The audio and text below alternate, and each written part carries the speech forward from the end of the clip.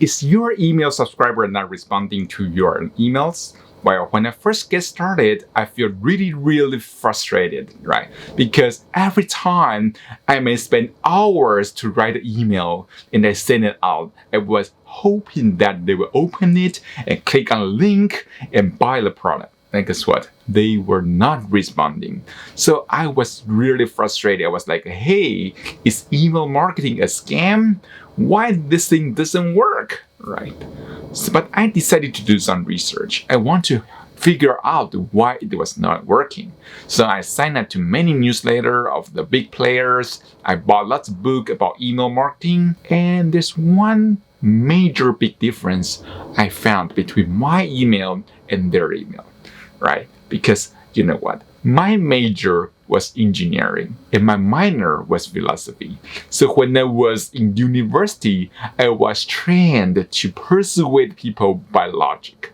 So my idea was like, if I can persuade you by logic and there's no way for you to respond to me, I win. And which means you have to act based on my logic. And guess what? That's not how human brain work, right? So human mind is more like an emotional, they act based on emotion. So what I found, how those big guys are doing, how those experts, those gurus are doing in their emails, is they actually not teaching that much as I did, but they tell a lot of stories and their email is fun to read. So that's an aha moment for me, because in the past, I was thinking, okay, I need to package a lot of value in the email. But guess what? No one wants to read a boring email. So when they opened it once and the twice and found your emails were boring, they will unsubscribe or they will stop opening your email. So what you want to do is you want to make your email engaging, fun, and story.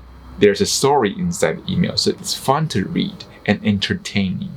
So that's what I learned. You want to make your email fun to read and have a story inside that. And you are using that story to sell, to pitch your actual product. So that's the video for today. I hope you enjoyed that. I will see you soon in the next video.